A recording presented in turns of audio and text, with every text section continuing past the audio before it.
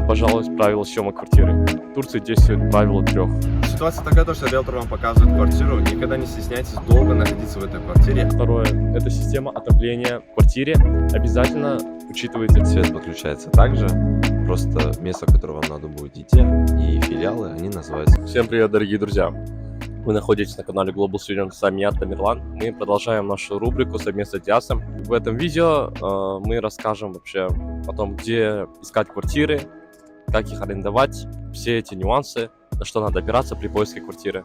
Ну что ж, приятного вам просмотра, мы начинаем. Ну и первое, с чего мы начнем, это вопрос о том, где вообще искать квартиры.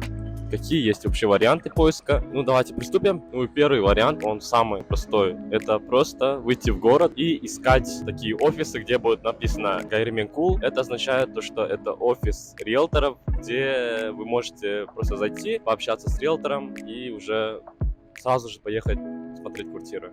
Ну, второй вариант, это всем известные сервисы по типу нашей крыши. В Турции это Sahiminden, Kepsi-Emlak и множество других сайтов. Лично я рекомендую использовать Sahiminden, потому что там наибольшее количество вообще предложений, а также он бесплатный. Ну и вторым пунктом у нас идет вообще правило аренды. Что вообще вам надо будет оплатить в первом месяце, как договориться с хозяином, риэлтором, а также покажем, какие нужны документы, чтобы вас не обманули. Начнем мы, пожалуй, с правил съема квартиры. В Турции действует правило 3. Что же это значит? Значит, это то, что за первый месяц вы должны оплатить за квартиру, также ровно же столько вы должны оплатить за депозит, столько же вы должны оплатить риэлтору. Допустим, вы нашли квартиру за 4000 лир, и в первый месяц вам надо будет оплатить 12 тысяч лир. Но не пугайтесь, так много оплачивать придется только за первый месяц. В последующие месяцы вы должны будете оплатить только за квартиру и коммунальные услуги. А также депозит вам возвращают в том случае, если вы прожили в квартире минимум 6 месяцев по контракту, а также ничего не сломали и сдали ее без проблем. Так давайте же перейдем к тому, как нужно разговаривать с риэлторами, с хозяином и какие моменты нужно обязательно обговаривать и говорить перед арендой квартиры. Сколько людей будет жить в этой квартире, на какой срок и сумму и так далее. Если сумма указана примером 5000 лир, это еще не окончательная сумма. Можно хотя бы 500 лир сторговаться. Следующий пункт. Обязательно будьте внимательны при заполнении договора к малейшим деталям. Дата, имя хозяина, имя риэлтора, ваше имя и так далее. Потому что договор, который будет у вас в руках, в дальнейшем вы с ним будете подавать с этим же документом на вид на жительство. Еще один момент, который нужно учитывать. Если риэлтор вам говорит, то, что сейчас в этой квартире временно живут люди, то, что вам ключи дадут после оплаты через некоторое время, скажите то, что вы подождете, и только после того, как получите ключи в руки, и только после этого будете оплачивать за квартиру, за все услуги риэлтора, депозит хозяину и за первый месяц. Без получения ключей в руки никогда не делайте никакой оплаты. Ситуация такая, что риэлтор вам показывает квартиру, никогда не стесняйтесь долго находиться в этой квартире, осматривать каждые углы и так далее. Ведь бывают разные ситуации, то, что вы можете по-быстрому просто пройтись по квартире, подумать, то, что это хороший вариант, и после уже заселения возникают дальнейшие проблемы.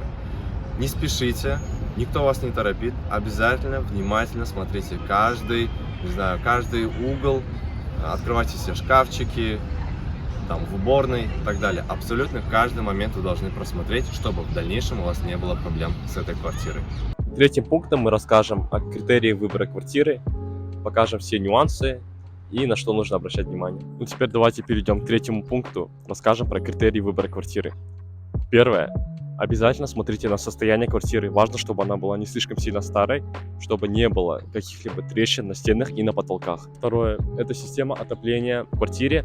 Обязательно учитывайте, чтобы в вашей квартире был именно дуал-газ, потому что это самая лучшая вообще система отопления в Турции. Ну и третий, последний критерий, это обязательно смотрите, чтобы в квартире была мебель, поскольку мебель покупать выйдет очень дорого, и вы не можете быть уверены, что все 4 года вы проживете в одной квартире. Четвертым пунктом у нас идет коммунальные услуги. Покажем, где нужно вообще подключать воду, свет, а также интернет. Окей, ребят, давайте немного поменяем обстановку, поговорим немного уже о четвертом пункте, более в домашней атмосфере.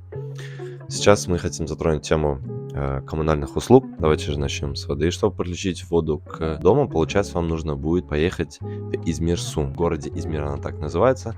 Можете зайти в Google Maps и вбить Измир-Су, и вам покажут ближайший филиал, который находится к вашему дому. Кроме того, как вы найдете этот филиал, вам нужно будет зайти на официальный сайт Измир-Су и взять рандеву. Рандеву — это, если объяснять простым словом, это запись. После этого, выбрав день, выбрав время, вы можете подойти туда. Какие документы нужно взять вместе с собой, чтобы открыть воду? Получается, договор дома и свой кимлик, вид на жительство. Если у вас вид на жительство просрочено, или у вас его нет и так далее, к сожалению, у вас не получится открыть воду. Как же подключить газ? Просто такая же история. Заходите в Google Maps, пишите Измир газ, находите филиал, который находится рядом с вашим домом, берете те же документы. Свет подключается также, просто место, в которое вам надо будет идти, и филиалы, они называются ГЕДИС. Чтобы подключить интернет, просто заходите в разные операторы, которые у вас заинтересованы, говорите свой адрес. Если этот оператор обслуживает ваш дом, то вы можете спокойно подключать его. При подключении, при оформлении заявки обговаривайте цены, тарифы и на какой срок вы будете подключать на домашний интернет. Есть еще один момент, который мы хотим отметить. Это получается в процессе подключения всех коммунальных услуг. Не пугайтесь, если вас будут просить внести депозит за открытие счета и так далее, за подключение. Этот депозит вы платите один раз, и в конце завершения контракта, его расторжения, можно так сказать, с коммунальными услугами, вы можете спокойно, без всяких проблем, забрать ту сумму, которую вы вначале оплатили. Так, давайте же теперь поговорим насчет документов, которые нужно знать и учитывать. Сейчас у меня в руках, получается, мой экземпляр сюзлишме, моего договора. Это, получается, договор, который был заключен между мной и хозяином квартиры. Его заполняет как раз-таки риэлтор при присутствии обеих сторон. Это обязательно учитывайте, вы должны обязательно встретиться с хозяином, и чтобы он тоже видел весь процесс. Во всех вот этих пунктах ниже вы должны внимательно смотреть и читать, внимательно посмотреть на все даты, свое имя элементарно, как они его написали, правильно, неправильно, имя хозяина. Учитывайте все мелкие детали. На такой ноте мы завершаем это видео. Спасибо большое, что досмотрели ее до конца. Обязательно пишите в комментариях, на какую тему вы хотели бы следующее видео. Мы выберем один из самых интересных и снимем про это ролик.